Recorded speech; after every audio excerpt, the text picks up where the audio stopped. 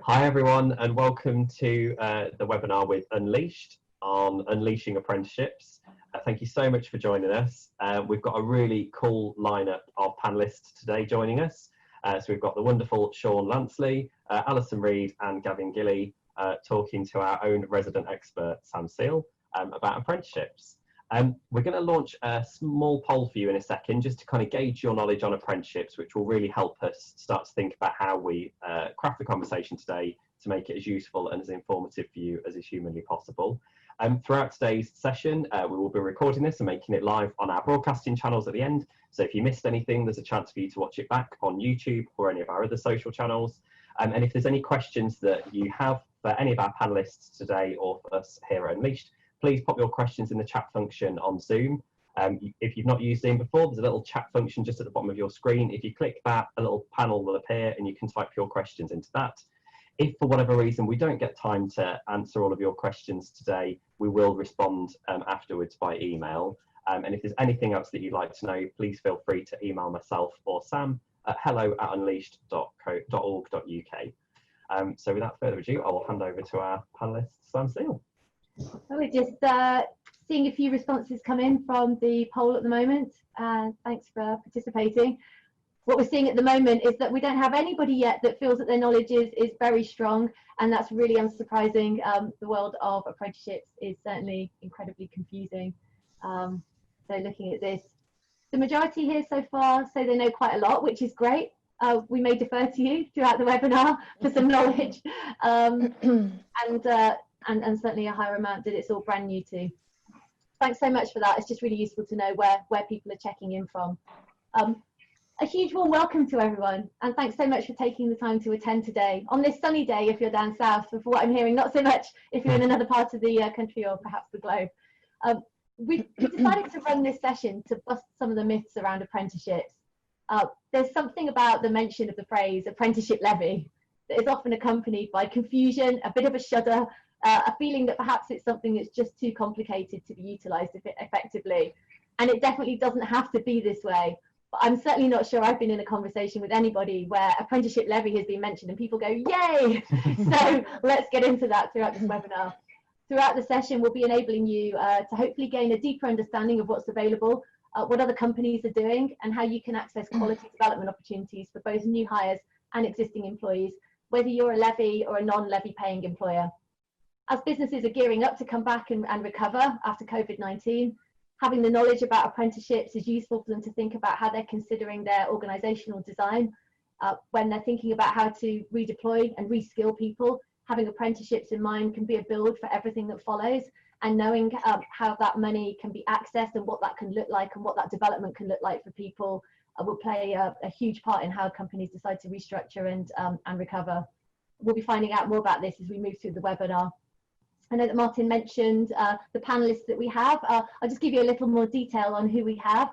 We've got Ali Reed, who's the head of early talent here at Unleashed. Give us a wave, Ali. Hi. There she is. What Ali doesn't know about apprenticeships isn't worth knowing, we like to say. We've got Sean Lansley, who's director at Raise the Bar.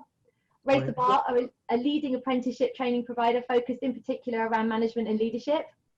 Hi, Sean. We've got Gavin Gilly, who's assistant manager at the Body Shop. Gavin has taken the apprenticeship retail manager level 4, so he's going to be able to give us some context about what it feels like to be an apprentice.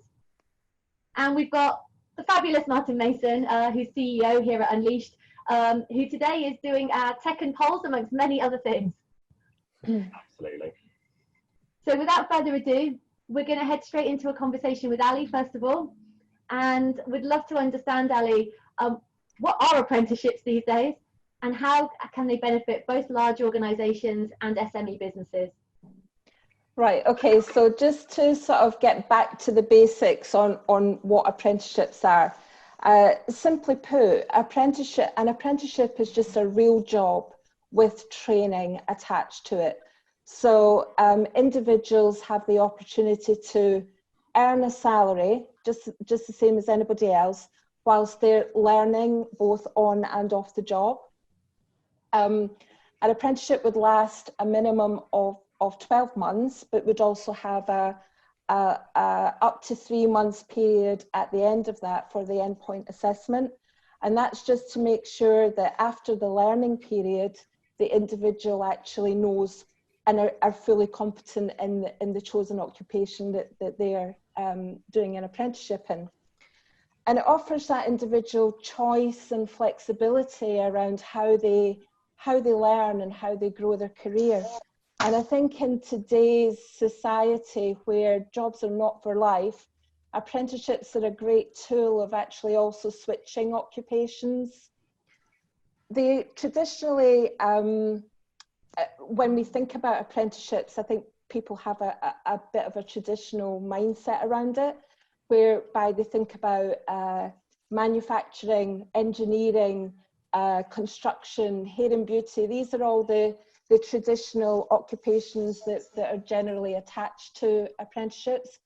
But there's much more variety now around apprenticeships, and especially in growing economies such as the green economy, digital, IT, and there's actually 244 apprenticeship standards available right now to people, and that's over a range of levels.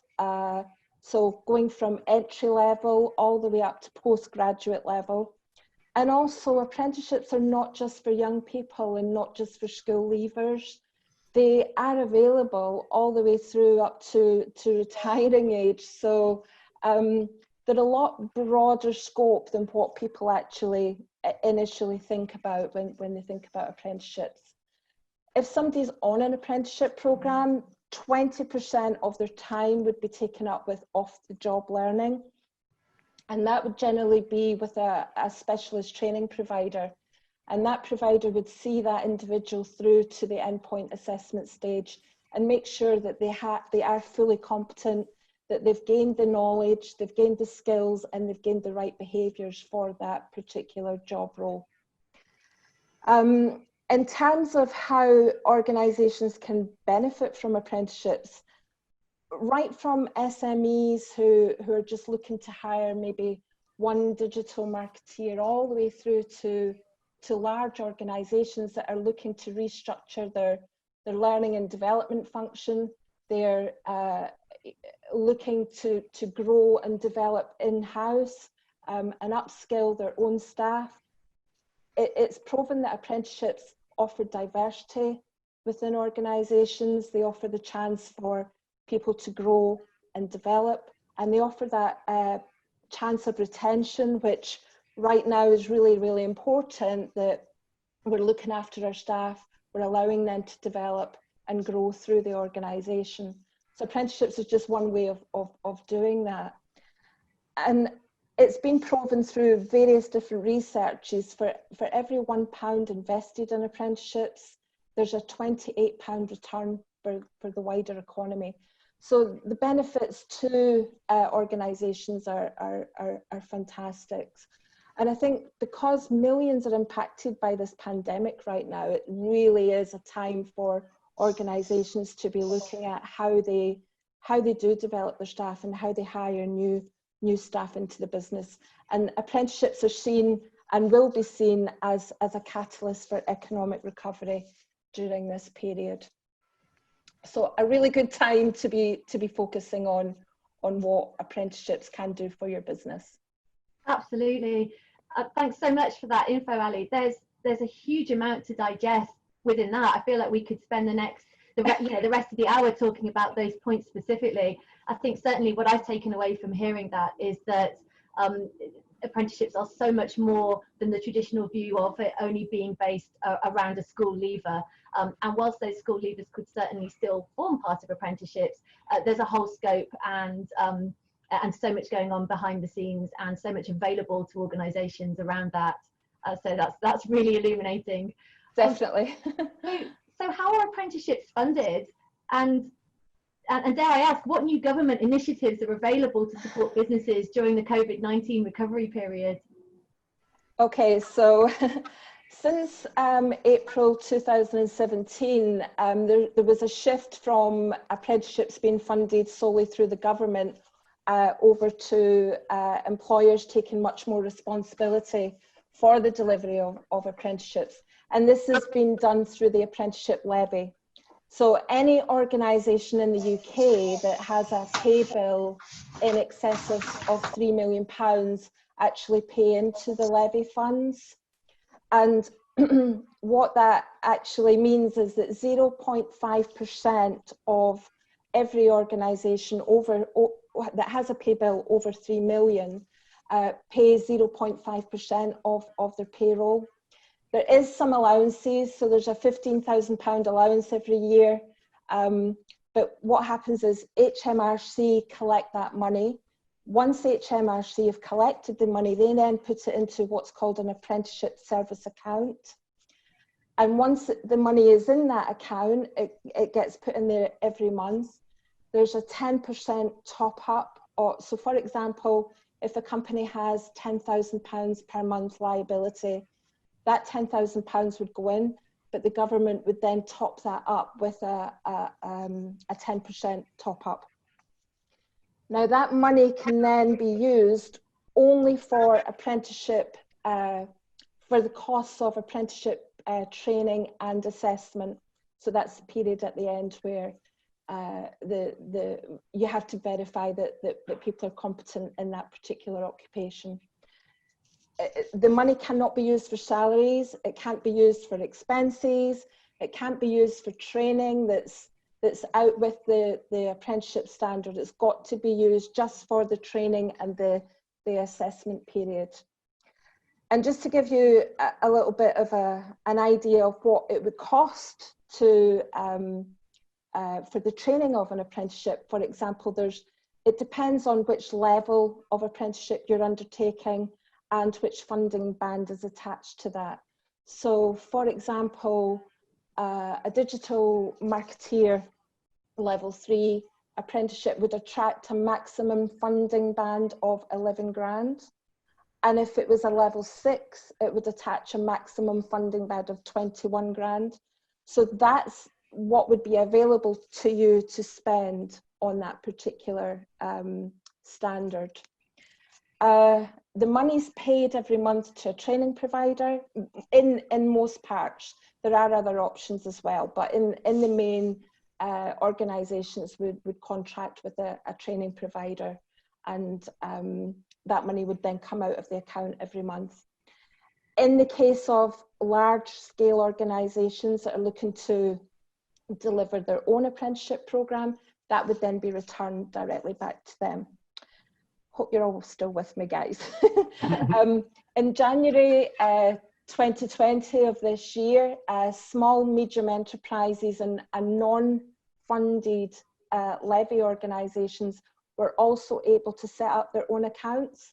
So that would allow them to request funds in order for them to benefit from the apprenticeship levy. And just recently, there's been another change just in the last couple of weeks. There's actually been quite a lot of changes. But one of the changes is that SMEs can now benefit of up to 10 new hires. So they can request the money for 10 apprenticeships to be delivered from the levy fund, even though they're not actually paying into it. And then in answer to your question around what government incentives are available off the back of this current pandemic, we've had announcements just of late that any employer who is willing to take on a new hire up to age 25 apprenticeship will receive an extra incentive of £2,000. If they're over 25, they'll receive £1,500. And that's for new hires between 1st of August 2020 all the way through to 31st of July 21. Those payments are paid in 2 equal increments, one at 90 days and one at 365 days. So that's really basically a year after you hire that person. Is that has that answered your question? But all of the panelists, given that we're all under 25, would be eligible for £1,000 contribution towards our apprenticeship. For I sure. think it is safe to say, Ali, that you do know everything about apprenticeships. I'm listening in awe. No. I think what's really coming across very strongly are the multitude of options that are available these days, different ways of paying, different opportunities, different levels, different funding. So thinking about it as an employer, with the best will in the world, everybody's super busy, they've got a million priorities. Okay, this sounds great. Where on earth do we start? So my question is, how can businesses get support to access the funding to hire new apprentices, as well as upskilling existing staff? Yeah, I think one of the problems really since the apprenticeship levy has come in is that people are scared of the amount of red tape, the processes, and what it all entails. And a lot of employers have basically just opted to pay it as a tax and not really look into all the options around it. So I think first and foremost, you really need to know and understand what your recruitment needs are and what your staffing and upskilling requirements are, especially right now. You know, the world is changing, so obviously the workforce is changing, and you know, the ability to flex training within organisations is definitely there right now. I would definitely suggest that you speak to people who have got the expertise that can help you to navigate through, which is quite a complex landscape. There's lots and lots of training providers out there who've got a lot of knowledge and expertise. There is also consultants like ourselves who can support businesses to, you know, from A through to Z, what is best for their particular organisation. I think one of the things that I would suggest really is engage with the apprenticeship standards, find out what is available and what really matches your organisation, and we can help you to access those. That's great. Thank you so much, Ali. Really appreciate all the info. I'm going to move over to Sean now. So Sean, Director at Raise the Bar. I'd love to understand, how does Raise the Bar work with companies looking to deliver apprenticeships? Hi Sam, hi everyone this morning. Yeah, so just by way of context, just in terms of introducing who Raise the Bar are, so I'm one of the co-owner directors at Raise the Bar. We're a team of about 45, and broadly what we do is we're a learning and development company, but with an emphasis on working with leaders and managers. So leadership and management development is really our area of specialism. But what makes us different is we're also a speaker agency. So we work with 700 really high profile individuals from all sorts of walks of life: sports people, business people, prominent people from media and entertainment. And they're all deemed to be high performers, and we take their intellectual property, their thought leadership, and weave it within the programs that we deliver. In terms of how we help companies who are looking to use apprenticeships, it's very much what, to echo what Ali was saying really. I think apprenticeships often go into the bucket of being too difficult or outside the remit of a person's day-to-day responsibility and job. That tends to be where they find their home within organisations. And as you probably picked up, you know, there's an awful lot of information that you need to glean, as Ali was going through around, in terms of what apprenticeships are and the funding.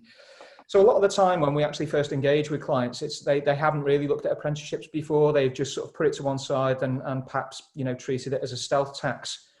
So where we come into play, and we see this sort of becoming more important as we move forward, COVID is going to take us into what's widely predicted to be either a recession, possibly even a depression.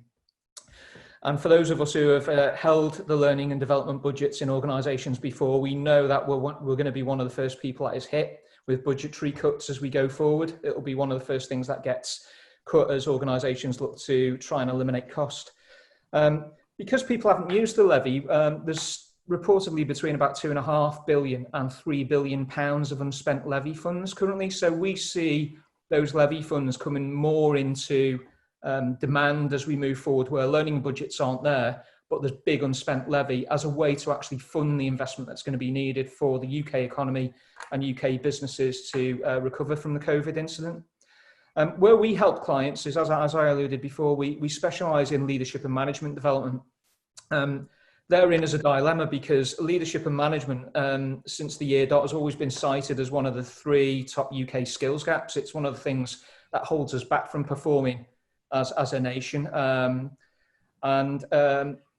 As we come out of COVID, we're going to need really, really strong leaders and managers who can think, behave and act in a different way to perhaps they were before COVID.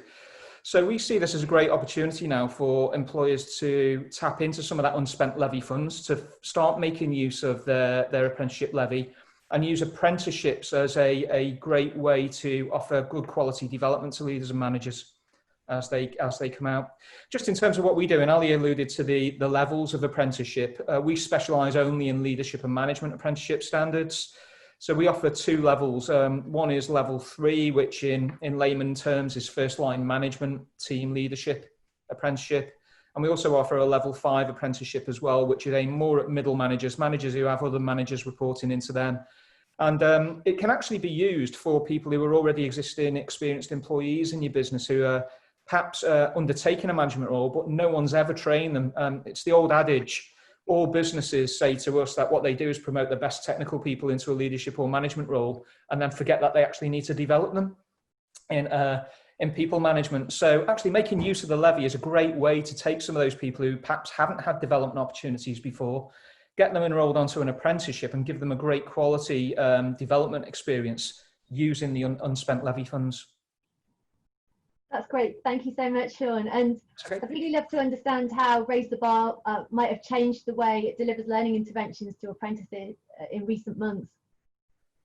Yeah, so it's been really strange times, hasn't it? I think really for everyone. It's thankfully we've always been quite an innovative organisation. We've acknowledged the fact that actually the way that people like to learn can be highly varied depending on your own preferences. Extroverts like a lot of interaction with other people, perhaps in more of a face-to-face environment. We've always had a bit of a creative agency going on. So as well as delivering classroom-based learning, we've always tried to embrace things like the digital aspects of learning, bringing into play delivery media like podcasts, webinars, video content. So thankfully, because we were doing that, as we've gone into this period of sort of COVID lockdown, it hasn't really meant an enormous shift for us, but it has yielded some unexpected stuff. So one of the first things that we did was in our development programs, we've always offered a classroom element.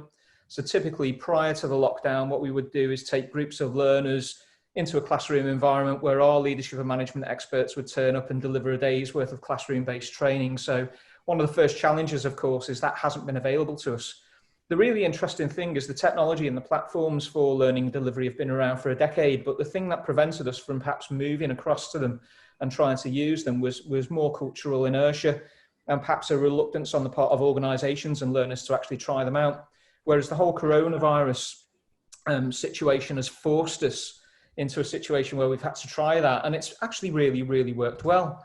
Perhaps one of the more unexpected experiences that we found from the online classroom delivery is it presents a more level playing field for the different personalities that you have taking part in a session. So you've possibly been in training sessions yourselves where you've got the extroverts in the group who like to take control of things and dominate conversation. Delivery of online sessions has been really great because what it's allowed is some of the introverts to come more to the fore using things like the polls, the whiteboards, discussion rooms, breakout areas, and it's given them a little bit more of a voice in the sessions, which has really added to the quality of the debate and the interactions that we've had. The one sort of note of caution, I suppose, really around this move to online learning is you can't deliver it in the same way as you do a classroom session. So prior to COVID, we might take someone into a classroom environment, start the session at 9:30 in the morning and work pretty much solidly with a couple of breaks and some lunch through to 4:30, 5 o'clock in the evening.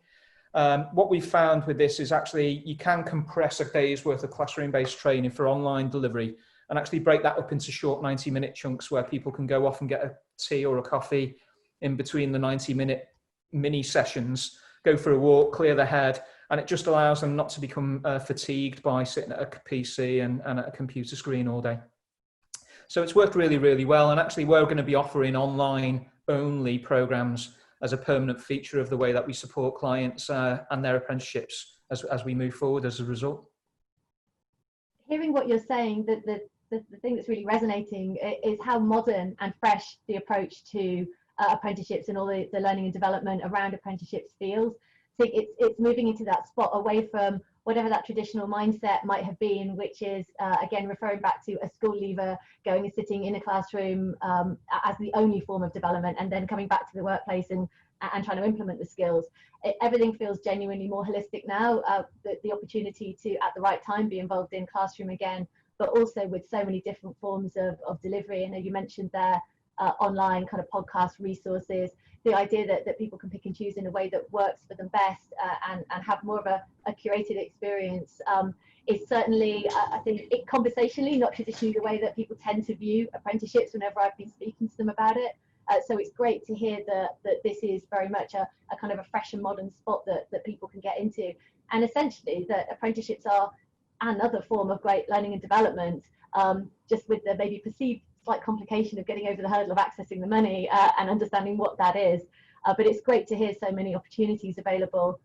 Based on that, what is possible in terms of learner experience when using the levy?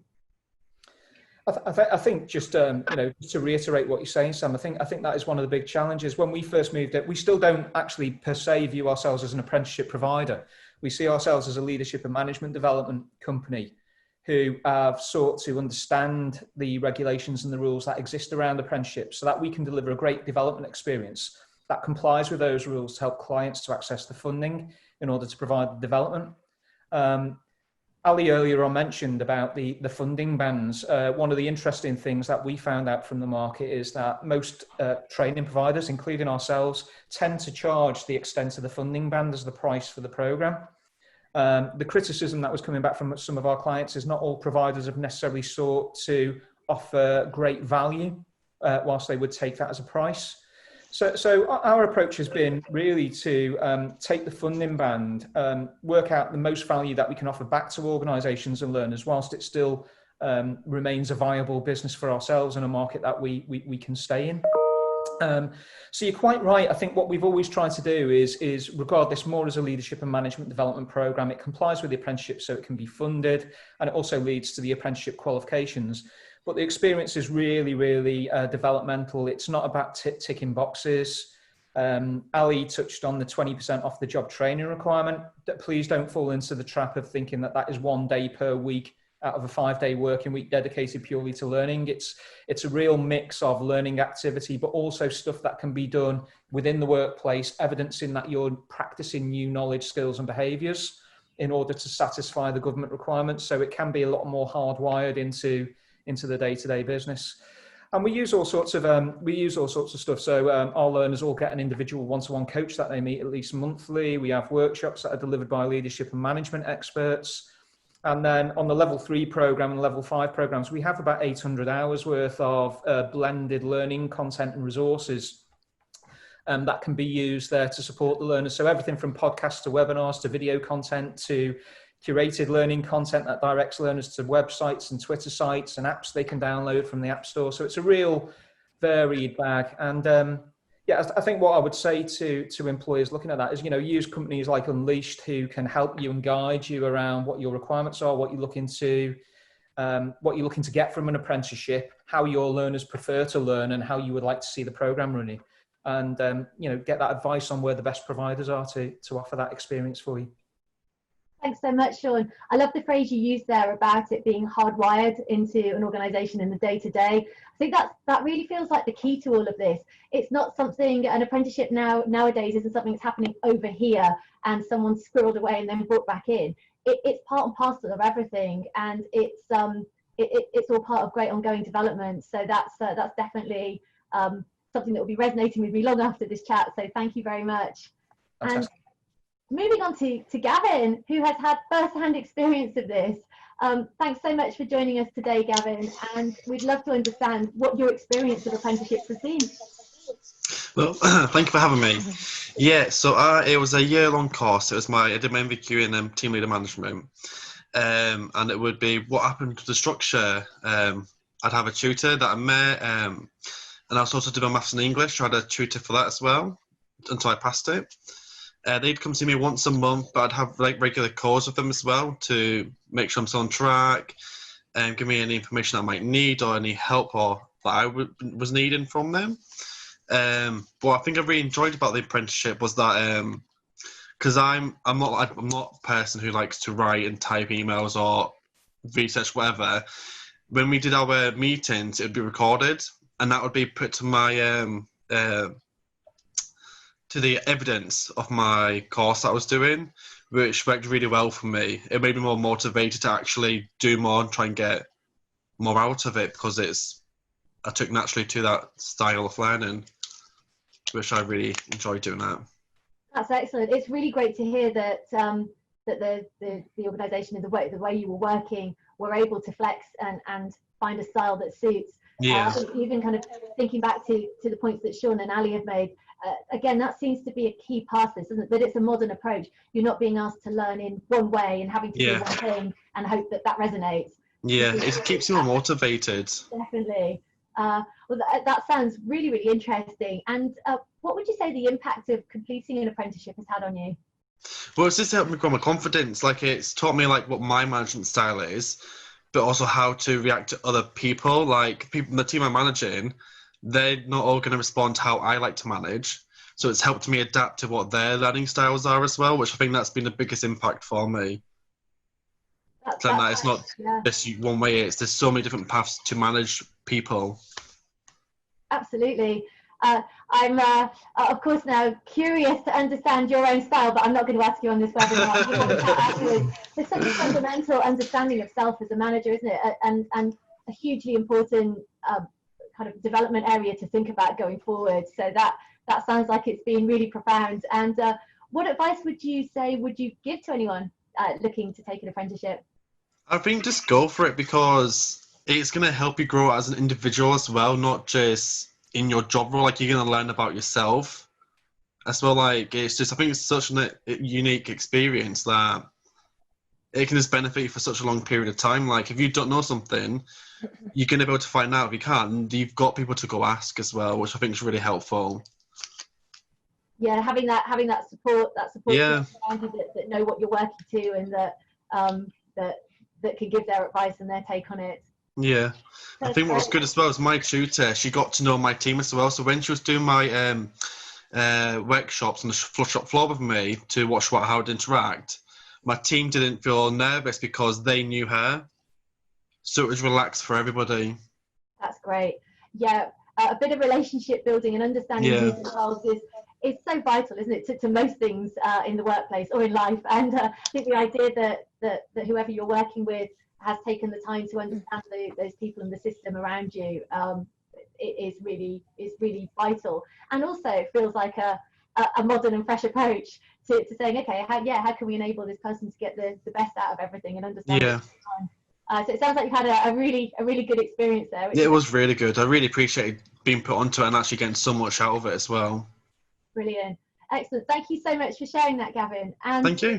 We have one question back to all of the panelists individually, and it's the same question, but perhaps I'll start with Sean, to say, in your experience, what would your advice be to both employers and apprentices? Probably the biggest bit of advice is, apprenticeships. First of all, is don't continue to fall into the trap as an employer that apprenticeships are entry-level development programs. You can actually do apprenticeships in things like leadership and management now, right the way through to level 7, which is MBA equivalent. So apprenticeships really have changed as part of the reforms that took place in 2017 that Ali alluded to around the funding reform. There was also a complete reform of the actual programs themselves, which brought a lot more seniority into the level of apprenticeship that could be done.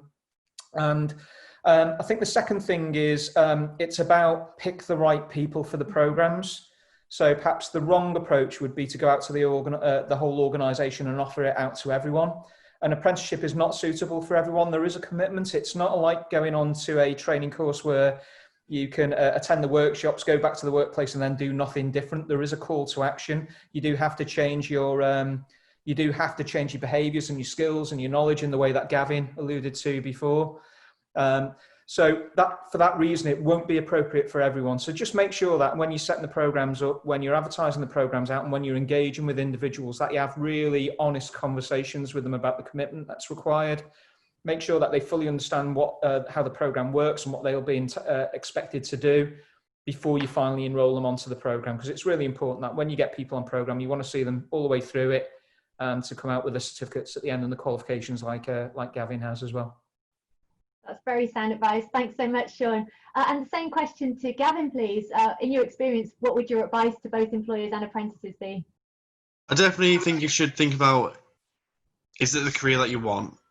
Because if it's not the career that you want, and if you're not enjoying what you're doing, there might not be much point in it, because it is going to tie you into it for a bit more period of time. But then the flip side is, if it's not the right time, is an apprenticeship there that can get you what you're wanting? Which I think is really beneficial, is knowing, is this the path that you want? Are you going to enjoy doing it? That's great. Thanks so much, Gavin. That's really useful. And finally, to Ali, what would your piece of advice be to employers and apprentices? I think having worked and from all sides, both being where I've worked with training providers, working with employers, and also working within a large employer implementing an in-house program, my advice would be that you really need to get your senior leadership team bought into the whole apprenticeship system and the benefits that it can bring to an organisation. Without direct support from the SLT, things can go badly wrong, because there is a real commitment requirement from organisations, especially around compliance, where they really have to commit to allowing that individual to have this time for off-the-job training. They have to commit to allowing the individual to spend time with their manager to gain that on-the-job skill set that they need, and not be seen as a nuisance or something that they're not going to allow the individual to do. I would also suggest, as an organisation, if you're thinking about setting up an apprenticeship strategy, to really look at the standards. And there's an organisation called the Institute of Apprenticeships, and I think if I can ask Martin to forward on the link to everybody, that's a source of information that can really give you a good starting point as to what the apprenticeship standards are all about, what the skills, the knowledge and the behaviours that the individual will be working to, how much money is attached to that apprenticeship. And I think before you kind of go in with training providers, I would also suggest that you do your research, look at their Ofsted reports, look at other employers that are successful in your industry, just to see what they're doing, how they're implementing programs. And then from an apprentice point of view, if somebody is looking to go on to an apprenticeship program, again, I would certainly do my research around what apprenticeships can bring to employers and spec your application into those employers that you want to look at, offering them the opportunity to benefit from an apprenticeship program. That's fabulous. Thanks so much, Ali. A lot of info to think about and digest after this. Definitely. We've had some brilliant questions come in from our audience. Thank you so much to those of you that have asked questions and participated in today's webinar. So one of the questions we've had come through from the audience is, when introducing an apprenticeship for existing staff, how do you manage the 20% time? So Sean, you alluded to that a little bit earlier on in terms of, I think people do tend to think of it in quite a binary way of, 20%, 5-day working week. It's in their mind, it's that a day a week, especially from the conversations we've had with internal leaders. What would your thoughts and take be on that? Yeah, it's, I think if it's any comfort to people, and it's a great question, but it is also one of the more commonly asked questions or concerns that employers have around whether they actually use levy funding to implement apprenticeships. Yeah, Yeah, I think from a leadership and management apprenticeship perspective, we're possibly in a more gifted position, because when you think about a lot of the components, the competencies that form great leadership and management capability, there's stuff that most of the people that are attending our apprenticeships would naturally be doing as part of their day-to-day job anyway. So if you take the level 3, the first line manager apprenticeship, some of the modules that appear, communication is an underpinning theme throughout the program. Presentation skills, problem solving and decision making, planning and organizing work, holding team meetings, performance management. It's the sort of stuff that people that attend the program would be doing anyway. However, how we talk about the 20% off the job is we use a different terminology. Actually, we call it putting the learning into practice, which is really what an apprenticeship is about. And actually, from an employer's perspective, there's a real benefit in this, because how many times have you heard of an organization that said that they've invested a huge amount of money in a development program and then actually nothing changed? So the 20% is really about a call to action for employers and the apprentice to get value for money from the program. So the way that we facilitate it, Martin, is it's two ways really. Anything that the learner does that is that can be construed as pure learning activity. So that could be attending an online workshop. It could be listening to a podcast, watching a video, watching a webinar. It could be going out and researching stuff on a website or a Twitter site, or downloading an app that they can actually use. That all counts towards the 20% off the job. But equally, anything that they do within the workplace that evidences or could be used as evidence to show that they have used new knowledge, skills or behaviours that they've acquired through attendance on the programme also qualifies as well. So this is where the hardwired bit comes in, Sam, that you picked up on earlier on. It's stuff that actually shows that they are adapting their leadership and management style, a bit like Gavin said. He had his own sort of default style, but learned different ways to interact with a team.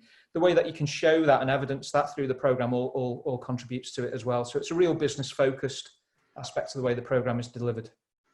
Brilliant. So just picking up on that bit, Sean, I'm just trying to think back to when I was going through my kind of career in my previous organisations.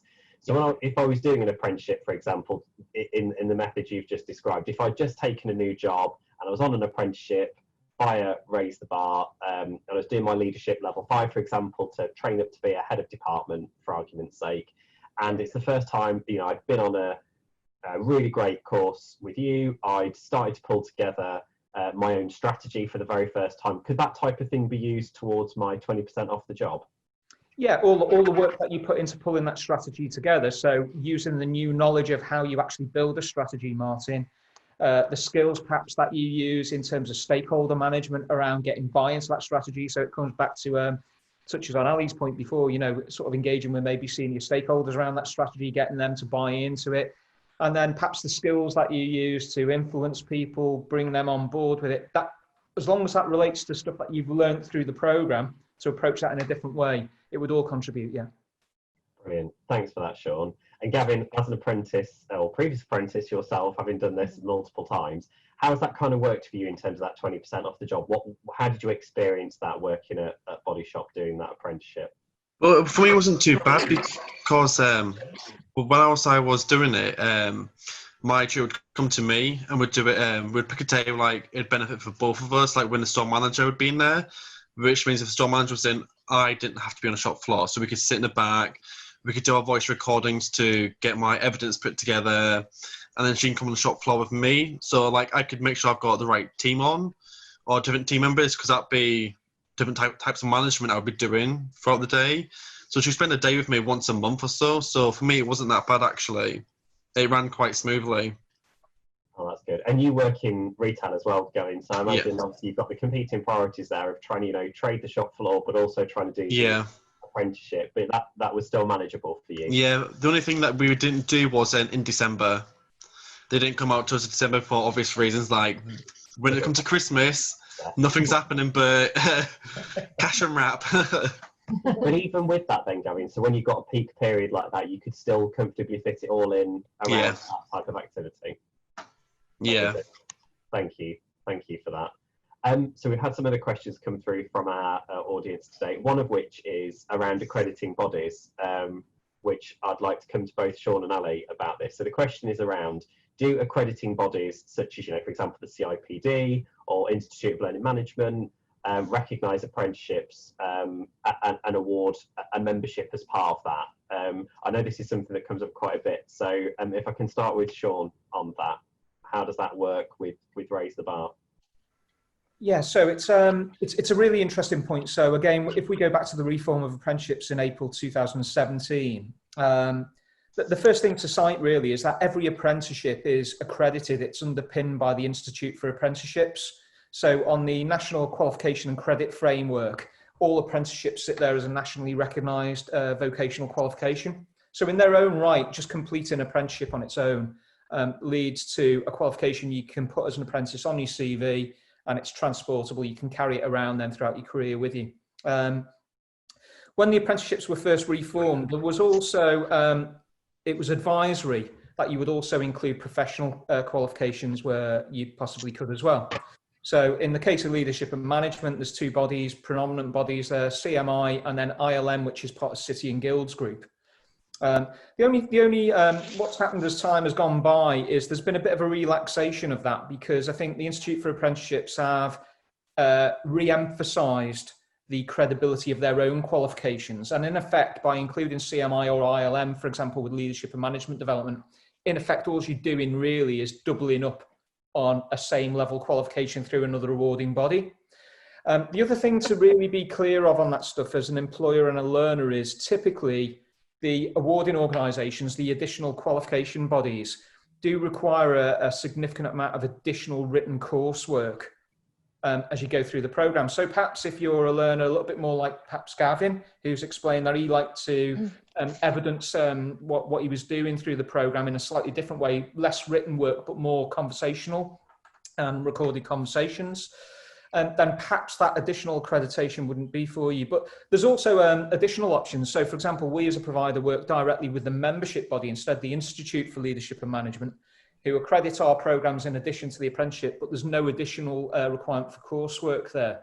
And it also leads to great things like letters that you can use after your name when you've completed the programs as well, which learners tend to find a real motivation for additional motivation for doing the apprenticeship. They get the qualification through the apprenticeship, but they also get professional membership body status with a professional body from doing the apprenticeship.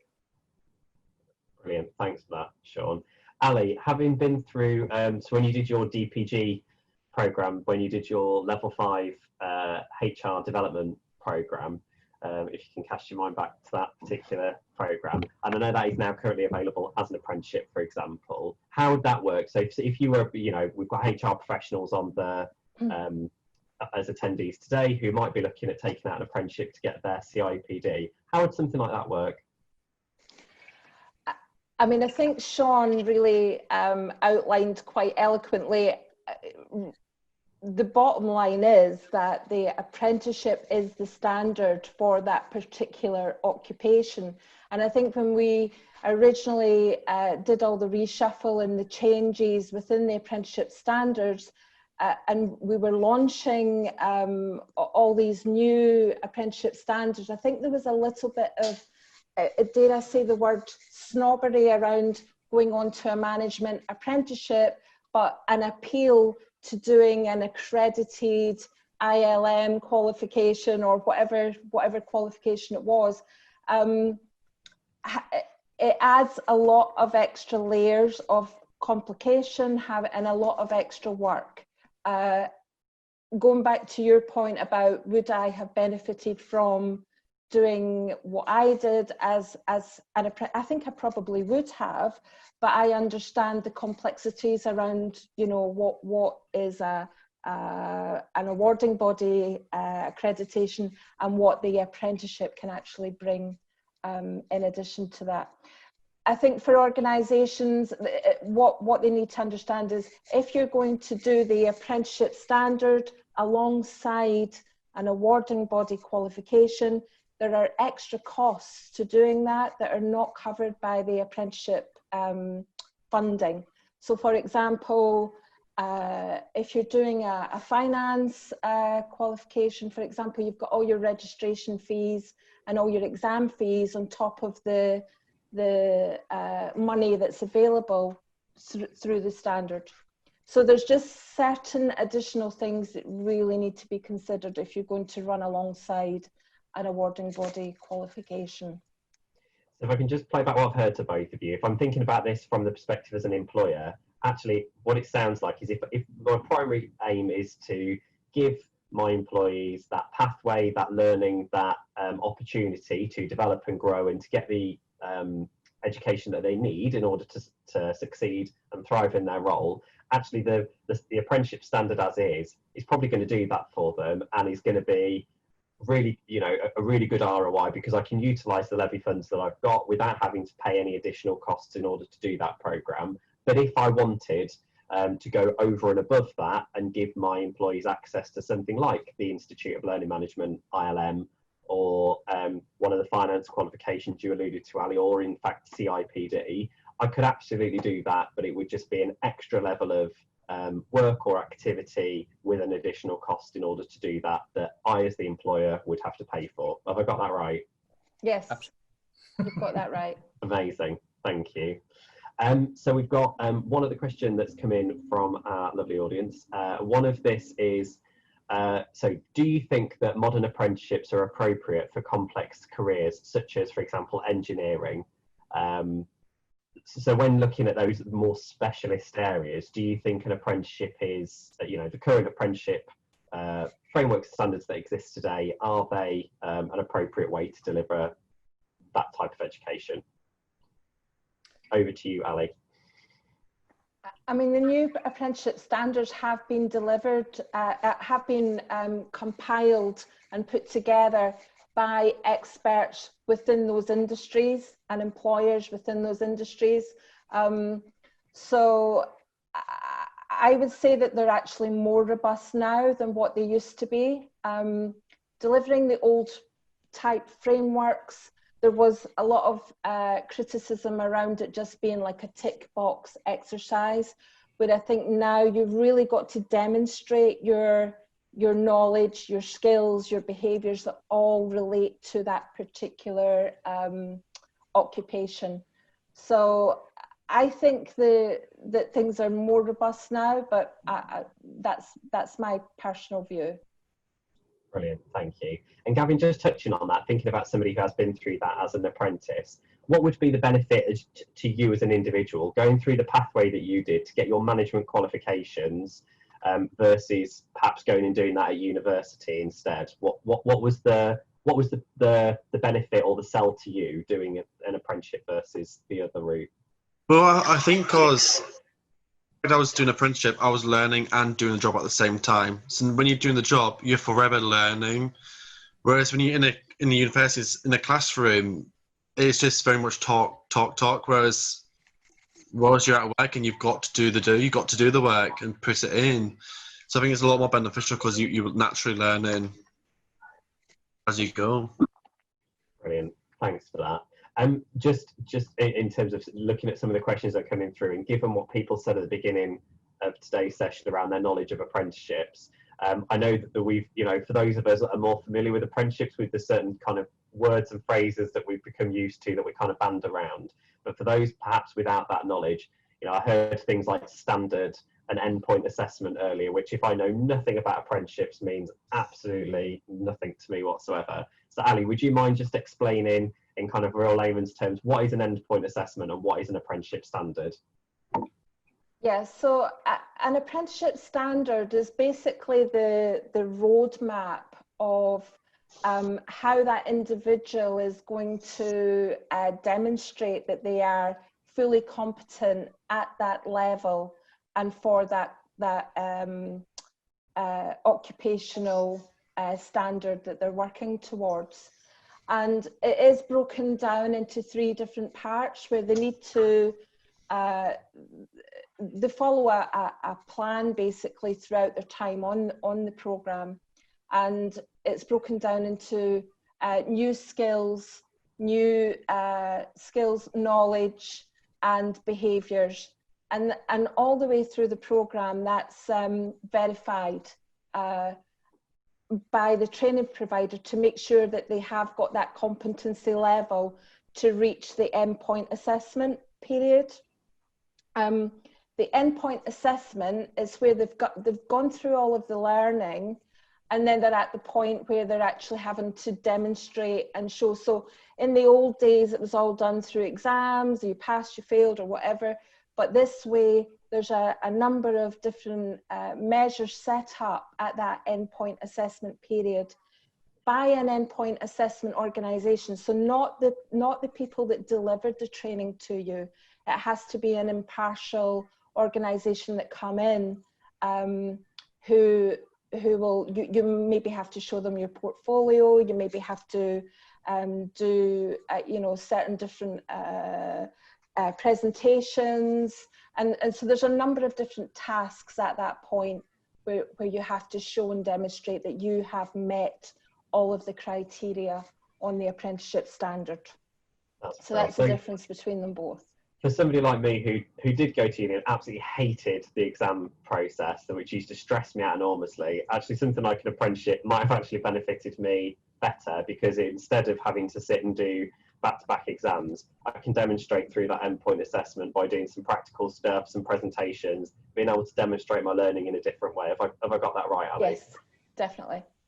Amazing, thank you. I think we're about to come to time now. Thank you so much to our wonderful attendees who've given us some really exciting and interesting questions for today's topic. To our amazing panelists, thank you very much, Sean, Gavin and Ali, and to my incredibly glamorous hostess with the mostess, the Samantha Seal. If anyone has any further questions from today's session, please feel free to get in contact with us at hello@unleashed.org.uk.